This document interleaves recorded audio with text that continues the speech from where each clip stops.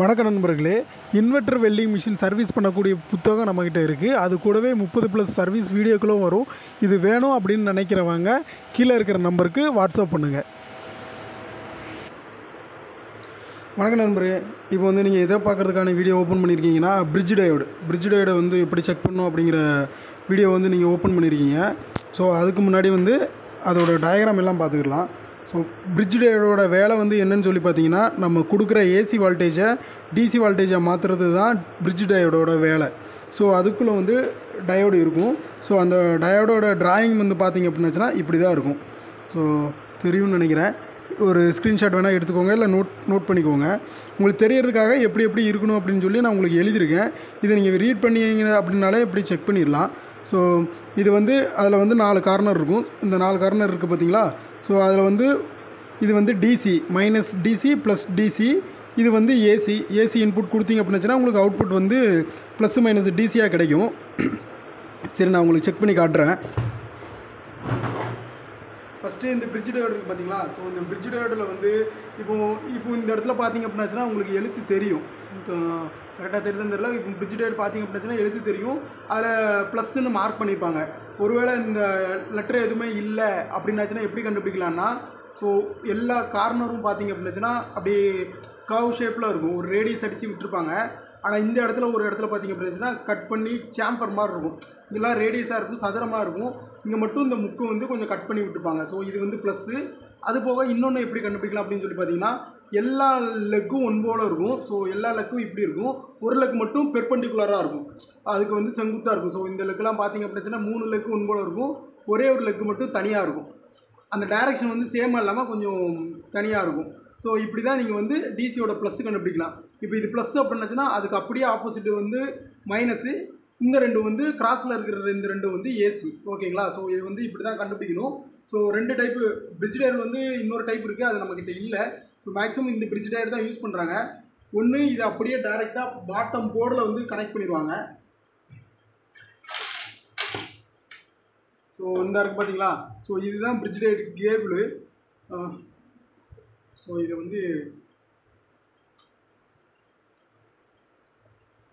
இப்படி ஃபிக்ஸ் பண்ணி உங்களுக்கு போர்டில் மிஷின் இப்படி மாட்டியிருப்பாங்க. நீங்கள் கழட்டி பார்த்தீங்கன்னா தெரியும். ஸோ இதில் 2 பிரிட்ஜ் டயர் போடுற மாதிரி இருக்கும். ஸோ இதே மாதிரி இன்னொன்று கேபிளில் கனெக்ட் ஆகி வரும். ஓகேங்களா? சில மிஷினில் என்ன பண்ணுவாங்கன்னா, இதை டேரெக்டாக இப்படி ஃபிக்ஸ் பண்ணிடுவாங்க. இந்த பின் இருக்காது, இதை ஃபிக்ஸ் பண்ணி இந்த இடத்துல அந்த ஹீட்டுக்காக அலுமினியம் இது வச்சுருப்பாங்க. ஸோ இதுதான் பிரிட்ஜ் டயர். இது இந்த டைப்பு. ஓகேங்களா? இதை நான் இப்படி செக் பண்ணுறது அப்படின்னு உங்களுக்கு சொல்கிறேன். இதோட வேலை என்னன்னு நான் உங்களுக்கு சொல்லிட்டேன். நம்ம கொடுக்குற வால்டேஜ் 220 வால்ட் ஏசியை 320 வால்ட் டிசியாக மாற்றி உங்களுக்கு மேலே அனுப்பணும். ஸோ அதுக்கு ஒரு ஃபார்முலா இருக்குது. என்ன ஃபார்முலா அப்படின்னு சொல்லி பார்த்தீங்கன்னா, 220 வால்ட் இன்ட்டு 1.414. ஸோ இது எலக்ட்ரிக்கல் ஃபார்முலா, நான் நெட்லேருந்து படித்தது. ஸோ இந்த 1.414 இன்ட்டு 220 போட்டிங்க அப்படின்னாச்சுன்னா 320 சம்திங் வரும்னு நினைக்கிறேன். ஃபோனில் தான் எடுத்துக்கிட்டு இருக்கேன். கால்குலேட்டர் இல்லை, தப்பாக நினச்சிக்காங்க. ஸோ போட்டு பார்த்திங்க அப்படின்னா அந்த 320 வால்ட் சம்திங் உங்களுக்கு வரும். ஸோ அதுதான் இதோட இந்த பிரிட்ஜ் டயோடோட வேலை. இதை நம்ம எப்படி செக் இது போயிருச்சுன்னா என்னெல்லாம் உங்களுக்கு பிரச்சனை வரும் அப்படின்னு சொல்லி பார்த்தீங்க அப்படின்னாச்சுன்னா, நீங்கள் சீரியல் இருக்கு போடுறீங்க பார்த்தீங்களா? ஸோ இது உங்களுக்கு தெரியும் நினைக்கிறேன், சீரியலு.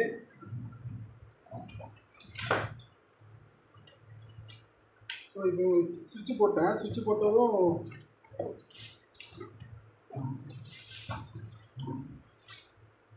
ஒரே நிமிஷம். ஸோ இது ஒரு ஒயரோட ஒரு முனை, இன்னொரு முனை. இப்போ நம்ம டேரெக்டாக சீரியலில் சொல்லுவோம்னா என்ன ஆகும், பல்ப்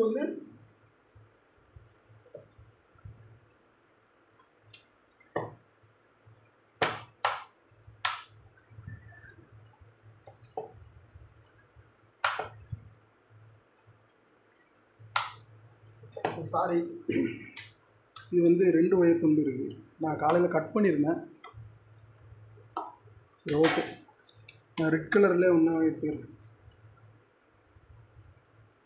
ஸோ இது ஒரு முனை, இது இன்னொரு முனை. இப்போ நம்ம சீரியலில் போட்டோம் அப்படின்னாச்சுன்னா இப்போ 2 ஒயரு ஒரே ஒயர் எடுக்கும்.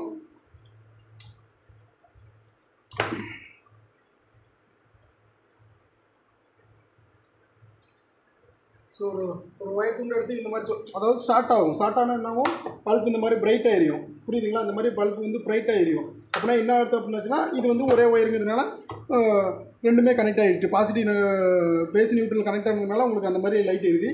இதே மாதிரி தான் இப்போ நீங்கள் வெல்டிங் மிஷின் ஆன் பண்ணிங்க அப்படின்னாச்சுன்னா அந்த லைட் வந்து அவ்வளோ பவராக எரியாது. உங்களுக்கு வந்து லைட்டாக தான் எரியும், கொஞ்சம் டிம்மாக எரியும். இந்த பிரிட்ஜ் டயோடு போயிருந்தது அப்படின்னாச்சுன்னா இப்போ லைட் வந்து இந்த ஒயர் துண்டை வச்சு ஷார்ட் பண்ணால் எவ்வளோ பவராக எரியுது அந்த மாதிரி பவராக எரியும். டிஸ்பிளே ஆன் ஆகாது.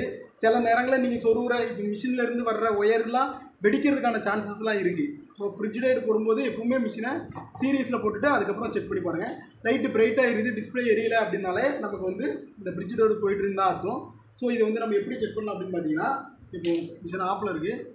ஸோ மல்டிமீட்டரில் வந்து டயோடு மோடுன்னு ஒன்று இருக்கும். ஒரு மஞ்சள் கலர் மல்டிமீட்டர் அடிச்சிங்கன்னா கீன்னு ஒரு சவுண்ட் வரும் பார்த்தீங்களா, அந்த இடத்துல இந்த டயோடு சிம்பிள் போட்டுருப்பாங்க. டயோடு சிம்பிள் வந்து என்னென்னா ஒரு முக்கோணம் போட்டு அந்த இடத்துல இழுத்து விட்டுருக்காங்க பார்த்தீங்களா. ஸோ இதுதான் அந்த டயோடோட சிம்பிள். ஸோ இந்த டயோடு சிம்பிள் வந்து இதில் போட்டிருக்கும். இப்போ வந்து ஓம்ஸில் இருக்குது, நான் அதை மாற்றிக்கிறேன். டயோடில் போட்டிங்கன்னா உங்களுக்கு பீப் சவுண்டும் வரும், அந்த டயோடோட சிம்பிளும் இருக்கும். ஸோ இப்போ வந்து மல்டிமீட்டரில் காமில் வந்து பிளாக் கலரும் இந்த வோல்டேஜ் இதெல்லாம் செக் பண்ணக்கூடிய இடத்துல வந்து ரெட் கலரும் வந்து மாட்டியிருக்கேன். இப்போ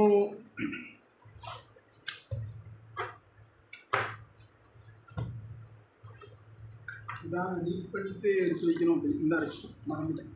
ஸோ இப்படி நம்ம போட்டோம். இப்போ வந்து ஃபஸ்ட் நம்ம என்ன பண்ணுறோம் அப்படின்னாச்சுன்னா ப்ளஸ்ஸு, எப்பவுமே ப்ளஸ்னா ரெட் கலர் அப்படின்னு சொல்லி வரும். இது வந்து இதோட ப்ளஸ்ஸு. பட் வந்து இந்த டயோடுக்கு வந்து என்ன ப்ளஸ்ஸு அப்படின்னு சொல்லி பார்த்தீங்க அப்படின்னாச்சுன்னா, இப்போ டயோடு எடுக்கீங்க, இதுதான் டயோடோட சிம்பிள். ஸோ இதுதான் டயோடோட சிம்பிள். ஸோ இந்த டயோடோட சிம்பிளில் வந்து இந்த சைடு தான் ப்ளஸ்ஸு, இந்த சைடு வந்து மைனஸு. ஸோ அப்படி பார்த்தீங்கன்னா இது வந்து ப்ளஸ்ஸு, இது வந்து மைனஸு. அப்போ நமக்கு வந்து மைனஸ் இடத்துல வந்து ஜாயிண்ட் ஆகுது. அப்போது பிரிட்ஜ் டயோடில் ப்ளஸ் இருக்கிற இடத்துல பிளாக் கலர் எல்இடியை வைக்கிறோம். ஸோ இப்போ உங்களுக்கு ஒரு நிமிஷம் செக் பண்ணிக்கிறேன். ஓகே. இப்போ அந்த பிரிட்ஜ் டயோடில் வந்து பிளாக் கலரில் பிளாக் வச்சுட்டு பார்த்தீங்க பிரச்சனை தெரியும். பிளாக் ப்ளஸில் வந்து இந்த பிளாக் கலர் வச்சுட்டு ஏசியை ரெண்டையும் செக் பண்ணுறோம். ஸோ அதனால தான் உங்களுக்கு போட்டிருக்கேன் ப்ளஸில் பிளாக் ஏசி 2 அவுட்புட் வர வேண்டும் அப்படின்னு சொல்லி போட்டிருக்கேன். ஸோ இப்படி வச்சுக்கோங்க. வச்சுட்டு ப்ளஸில் பிளாக் வச்சுட்டு அதுக்கு அப்படியே கிராஸாக இருக்கிற ரெண்டும் தான் ஏசி. உங்களுக்கு வேல்யூ ஸோ இப்போ நல்லா தெரியும்னு நினைக்கிறேன். ஸோ ப்ளஸில் வந்து பிளாக் வைக்கிறேன், ப்ளஸில் பிளாக் வச்சுட்டு ஏசியில் வைக்கிறேன் 0.514. அதேமாதிரி ஆப்போசிட் ஏசியில் வைக்கிறேன் 0.524. ஓகே வச்சாச்சுங்களா, வந்துருச்சு. அப்போ நமக்கு ஃபஸ்ட்டு லைனே ஓகே ஆயிடுச்சு. ரெண்டாவது லைன் வந்து என்னன்னு சொல்லி பார்த்தீங்க அப்படின்னாச்சுன்னா, ப்ளஸில் வந்து ரெட்டு வைக்கணும், அதே ஏசியில் வச்சிங்கன்னா வரக்கூடாது. இப்போ நம்ம வந்து ப்ளஸில் பிளாக் வைக்கும்போது வருதுங்களா, அதை அப்படியே மாற்றி வைக்கிறோம், ப்ரோப்பை மாற்றுறோம். ப்ளஸ்ஸு வந்து ரெட் கலர் வைக்கிறோம், மாற்றி வைக்கும்போது வேல்யூ வரல. ஸோ அப்போது இந்த ப்ராசஸ் முடிஞ்சிருச்சு. அடுத்த ப்ராசஸ் வந்து என்னென்னா மைனஸ்னால் என்ன, இந்த ப்ளஸுக்கு அப்படியே ஆப்போசிட்டில் இருக்கிறதுக்கு பேர் தான் மைனஸு. ஸோ இந்த மைனஸில் வந்து ரெட்டு வைக்கிறோம், ரெட்டு வச்சுட்டு ஏசியில் வைக்கும்போது வேல்யூ வரணும், வேல்யூ வருது. ஓகேங்களா. இப்போ அடுத்த லைன் வந்து என்ன, அதை அப்படியே மாற்றி வைக்கிறோம், ப்ரோப்பை மாற்றி வைக்கிறோம். மைனஸில் வந்து பிளாக் வைக்கிறோம், ஏசியில் வந்து ரெட் கலர் வைக்கிறோம், வேல்யூ வரல. ஸோ அப்போ நமக்கு முதல் 2 ப்ராசஸ் முடிஞ்சிருச்சு. மூணாவது வந்து ப்ராசஸ் வந்து என்னென்னா பிளாக்கு. ஸோ ப்ளஸில் வந்து பிளாக் வைக்கிறோம். நம்ம முதல்ல பண்ண ப்ராசஸ் தான் ப்ளஸில் பிளாக் வச்சுட்டு ஏசியில் வைக்கிறதுக்கு பதிலாக நமக்கு வந்து நெகட்டிவில் வைக்கிறோம், அப்படியே ஆப்போசிட்டில் வைக்கிறோம். ஸோ 0.96 வருது. இப்போ ப்ரோப்பை அப்படியே மாற்றுறோம், ப்ளஸில் வந்து ரெட்டும் மைனஸில் வந்து பிளாக்கும் வைக்கிறோம், வேல்யூ வந்து வரல. ஸோ எப்போவுமே வந்து என்ன ஆகும் அப்படின்னாச்சுன்னா, நீங்கள் வந்து ப்ளஸில் வந்து பிளாக் வச்சுட்டு இப்போ ஏசி செக் பண்ணுறீங்க, இல்லை மைனஸில் ரெட்டு வச்சுட்டு ஏசி செக் பண்ணுறீங்கன்னா 0.5 அந்த மாதிரி காமிச்சிதுங்களா. ஸோ ஆனால் ப்ளஸ்ஸும் மைனஸையும் செக் பண்ணும்போது 0.9 அப்படியே கொஞ்சம் டபுள் மடங்கு அந்த மாதிரி காட்டும். அப்படின்னா இந்த பிரிட்ஜ் டயோடு வந்து உங்களுக்கு ஓகேன்னு சொல்லி அர்த்தம். இதுவும் அதே மாதிரி தான். ஸோ இது வந்து இப்படி கொடுத்துருப்பாங்க. இதில் ப்ளஸ் மைனஸுங்கிறது எப்படி கண்டுபிடிக்கலாம் அப்படின்னாச்சுன்னா, இந்த ரெட் கலர் வந்து ப்ளஸ்ஸு, ஆக்சுவலாக ரெட் கலர் வந்து ப்ளஸ்ஸு, இது மைனஸு, இந்த 2 வந்து ஏசி. ஓகேங்களா. இப்போ வந்து நம்ம என்ன பண்ணுறோம், அதே மெத்தடை செக் பண்ணுறோம். எப்படி செக் பண்ணுறோம், ஃபஸ்ட்டு ப்ளஸ்னால் என்னது, ரெட் கலரு. அப்போது ரெட் கலர் ஒயர் வர இடம் ப்ளஸில் வந்து நம்ம என்ன வைக்கணும், பிளாக் வைக்கணும். பிளாக் வச்சுட்டு செக் பண்ணும்போது ஏசியில் வந்து வேல்யூ வரணும். ஓகே வேல்யூ வருது. ப்ரோப்பை மாற்றி வச்சா வேல்யூ வரக்கூடாது. 4லேயுமே வைக்கிறோம், வேல்யூ வரல. ஓகேங்களா? அடுத்து வந்து என்ன பண்ணுறோம், மைனஸில் என்னதை வைக்கணும், ரெட் கலர் வைக்கணும். ஸோ ரெட்டு வைக்கிறோம், ரெட் ப்ரோப் வச்சுட்டு பிளாக்கை ஏசியில் வைக்கிறோம், வேல்யூ வந்து வருது. அப்போ இப்போ அடுத்து என்ன பண்ணுறோம், ப்ரோப்பை மாற்றி வைக்கிறோம், வேல்யூ வரலை. அப்போ 2 ப்ராசஸ் முடிஞ்சுது. 3ஆவது ப்ராசஸ் என்ன, ப்ளஸ்ஸையும் மைனஸையும் செக் பண்ணணும். ப்ளஸில் பிளாக்கு, மைனஸில் ரெட்டு வைக்கிறோம், வேல்யூ வருது. ப்ரோப்பை மாற்றி வச்சாச்சுன்னா வேல்யூ வரல. ஸோ அப்போ இந்த பிரிட்ஜ் டயோடும் நல்லாயிருக்கு. ஸோ இப்படி தான் பிரிட்ஜ் டயோடு செக் பண்ணணும். செக் பண்ணும்போது வேல்யூ மட்டும்தான் வரணும், வேல்யூ ரொம்ப சேஞ்ச் ஆகக்கூடாது. அதேமாரி உங்களுக்கு சவுண்டு கேட்குதான்னு தெரில, ஃபேன் ஓடுறதுனால சவுண்டு கேட்குதுன்னு தெரில, கீன்னு ஒரு சவுண்டு கேட்கும். இந்த ப்ரோப் வந்து டச் ஆச்சு அப்படின்னாச்சுன்னா கீன்னு சவுண்டு கேட்கும். அதே மாதிரி நீங்கள் இங்கே வைக்கும்போதோ எதில் வைக்கும்போதோ சவுண்டு கேட்டுச்சு அப்படின்னாச்சுன்னா அது வந்து உள்ளே ஷார்ட் ஆகிடுச்சின்னு அர்த்தம். ஸோ இந்த இருக்குது பார்த்தீங்களா, ஸோ இந்த டயோடில் ஏதோ ஒரு டயோடு ஷார்ட் ஆகிடுச்சின்னு அர்த்தம்.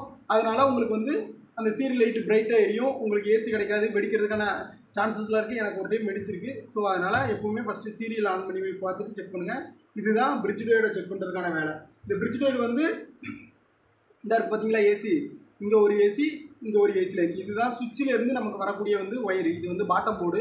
ஸோ இதில் வரக்கூடிய ஒயரு அப்படியே பின்பக்கம் ட்ராக்கில் வச்சு பார்த்தீங்கன்னா இந்த ஏசியில் வர்ற 4 தொடர்ந்து வருது பார்த்தீங்களா, அந்த இடத்துல இங்கே கனெக்ட் ஆகிருக்கும்.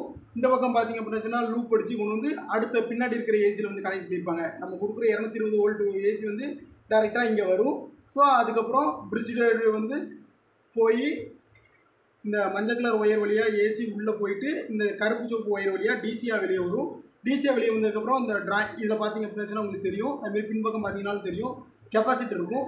கெப்பாசிட்டர் வழியாக உங்களுக்கு இந்த 310 வோல்ட் வந்து இந்த இடத்துல கிடைக்கும். ஸோ இங்கேருந்து ஒரு ஒயர் மூலமாக மேலே டாப் போர்டுக்கு போகும். ஸோ இதுதான் பிரிட்ஜ் டயோடோட வேலை. இப்போ இந்த இடத்துல ஏதாவது பிரச்சனை எடுந்தது அப்படின்னாச்சுன்னா இந்த அப்புறம் எரியும், உங்களுக்கு அந்த டிஸ்பிளே எரியாமல் அந்த மாதிரி லைட்டு பிரைட்டாக எரியும், ஃபியூஸ் அடிக்கடி போகும். வீட்டில் போடுறீங்கன்னா போட்டோன்னா டப் டப் டப்னு ஃபியூஸ் போகும். ஸோ இந்த மாதிரி கம்ப்ளைண்ட்லாம் வந்துச்சு அப்படின்னாச்சுன்னா இந்த பிரிட்ஜ் டயோடு தான் கம்ப்ளைண்ட்டாக இருக்கும். ஸோ நீங்கள் பிரிட்ஜ் டயோடை மாற்றினீங்கனாலே சரியாயிடும். ஓகேங்களா? நன்றி.